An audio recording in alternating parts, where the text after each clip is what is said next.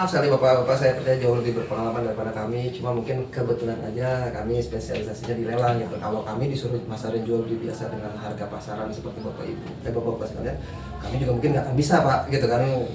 Nyerah mungkin. Nyerah pak, sungguh pak, gitu.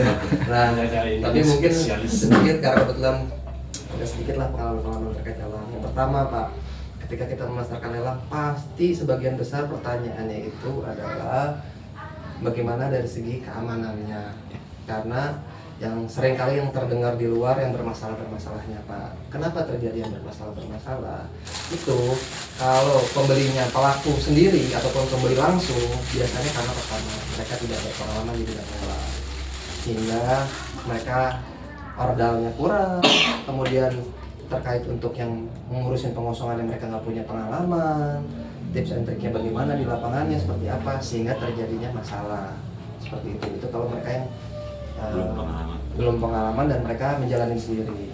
Nah yang kedua, kadang juga mereka lewat jasa orang ataupun pihak-pihak tertentu yang meyakini atau menggaranti bisa menyelesaikan, padahal prakteknya banyak yang tidak bertanggung jawab. Tidak bertanggung jawab di sini adalah pertama, ada yang memang tidak dikerjain pak, karena ya orang yang menawarkan jasa ini juga belum berpengalaman juga gitu kan, hanya tahu teorinya, prakteknya nggak tahu, akhirnya nggak bisa dikerjain.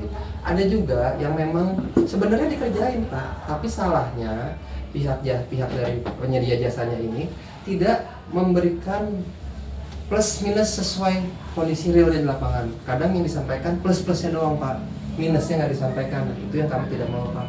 Kami nanti case by case, by aset, tiap aset berbeda-beda masalahnya, itu kami sebisa mungkin akan ceritakan semua kondisinya seada-adanya, sehingga kalaupun memang nanti pengosongannya diperlukan uang kerohiman atau misalnya terburuknya harus pakai jasa pengadilan, itu sudah terukur dari sebelum lelang pak, sudah tahu angkanya itu berapa yang harus disiapkan.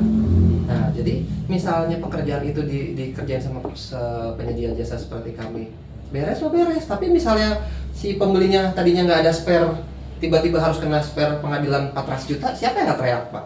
Pasti teriak kan, misalnya kayak gitu kan. Tapi kalau kami itu sudah kami ceritakan di awal berapa biaya tambahannya di luar itu sampai dengan aset itu bisa dikuasain. Mungkin itu pak yang keduanya pak.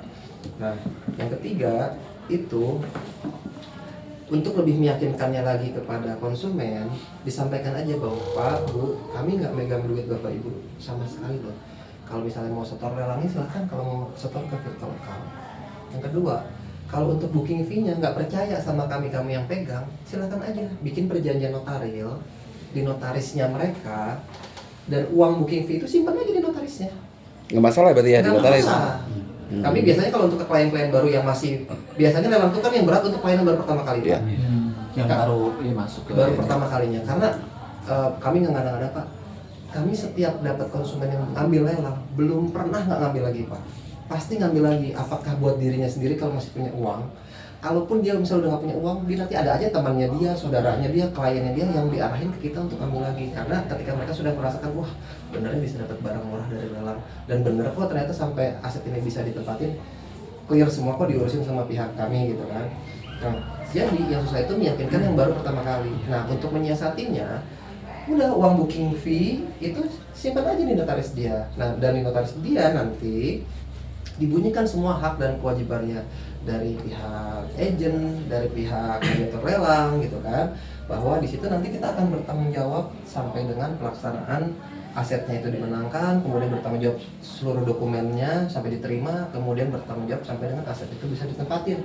Karena yang paling krusial itu bisa menang lelang. Kalau asetnya nggak bisa ditempatin, kalau perkara terus ataupun bermasalah, ya repot juga kan.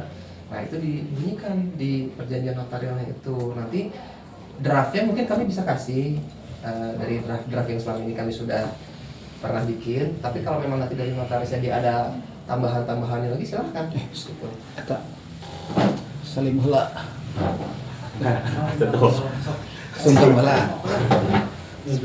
Langsung. Jadi memang Pada ta ya kedah salim sadayana dasarna ge kedah Salim barunya. eta nu deukeut teh lah salim. Iya. Kiai. Jadi Era udah asa caangnya. Iya, lanjut lagi. Asa caang. Jadi perjanjian notaril itu nanti semua tercatat. Jadi notaris ya, bisa Notaris. jadi opsi.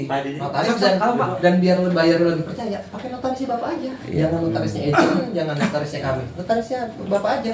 Jadi Bapak Termasuk penanggung biaya dia berarti kan? Nah, tapi Nah, ketika ada biaya yang muncul ya tanggungan Bapak. Iya, Karena itu kan. kalau kami biasanya bikin perjanjian dari agent yang menyiapkan. Tapi kalau Bapak kurang yakin, silahkan pakai notaris Bapak. Tapi tentunya biayanya Bapak yang tanggung. Tapi nggak seberapa kok, biasa paling 1 juta 2 juta. Iya, kayak PPJB gitu. Iya, hanya ngelok aja kan, hanya Nah. untuk simpan aja. Ngelok dana, Iya. apabila nanti kita sudah koordinasi, sudah menyiapkan semuanya, tiba-tiba dia batal ikut lelang, maka booking fee-nya itu akan diserahkan oleh notaris kepada kita.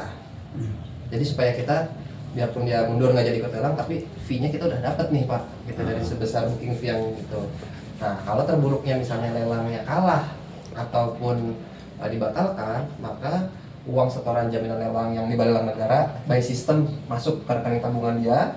Nah, uangnya di notaris kan dia tinggal ambil ke notarisnya dia sendiri, aman, nggak akan ada potongan sama sekali. Gitu, itu untuk meyakinkan nih tadi Iya. Pak terkait masalah keamanan Pak. Gitu. Terus kalau mau disampaikan monggo silakan, kalau kami kebetulan udah dari 2016 kita sudah menangani ratusan Pak, sungguh udah lebih dari 100 aset gitu. Dari satu agent itu aja kita sudah bisa sampai 100 aset lah, apalagi kalau yang kami jalanin sendiri. Nah, jadi sudah cukup panjang Pak, jadi kita sudah terbiasa Pak berhadapan dengan mau ormas, mau polisi, mau tentara, ya memang kan yang penting kita bicaranya kita secara hukum, secara legal kita sudah sah semua gitu. Nah itu yang berikutnya. Yang selanjutnya lagi Pak yang perlu disampaikan, buyer itu kan ngapain ngambil lelang yang mesti ribet-ribet? Dia ambil aja jual beli biasa. Iya. Kenapa dia harus ngambil lelang, ribet-ribetan ataupun butuh penanganan khusus? Karena murah Pak. Iya, itu. Poin kuncinya kan karena murah. Nah, gimana caranya kita bisa meyakinkan aset ini benar-benar murah, bukan kata kita, tapi benar-benar murah berdasarkan harga pasaran. Bagaimana Pak? Kalau kita komunikasi by phone, cuma by WA, atau misalnya pada saat ketemu, kuncinya kalau berdasarkan pengalaman kami, gimana caranya kita meyakinkan aset ini murah, benar-benar murah. Iya, paling kita kasih data pembandingnya. Nah, itu. Kalau saya biasanya tiap saya share Pak, saya share itu ke klien, terutama klien-klien yang udah sering ngambil di kita Pak, saya pasti kasih data pembanding Pak. Jadi biasanya, ini mohon izin ya Pak ya, saya bukan mengajarkan. Nggak apa-apa Pak, justru kita mau Tapi belajar. hanya share apa yang saya. Iya. Biasanya saya kalau share, fokus dengerinnya Pak. jadi makanya kalau kayak ke klien kami yang sudah beberapa kali ngambil Pak, kadang kita cuma ngobrol 10 menit Pak. Oke. Repeat ordernya lebih cepat lelangnya. Iya Pak, betul. Jadi pertama yang kita share kan asetnya Pak nih. Edi kelihatan seger ya. Seger habis puasa ya dah.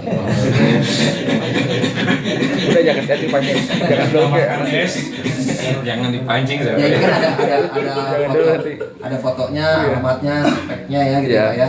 Kemudian itu kita kasih lagi itu data pembanding. Nah, data pembanding ini juga nggak sekedar data pembanding juga, sebisa mungkin yang speknya mirip sama aset kita ini.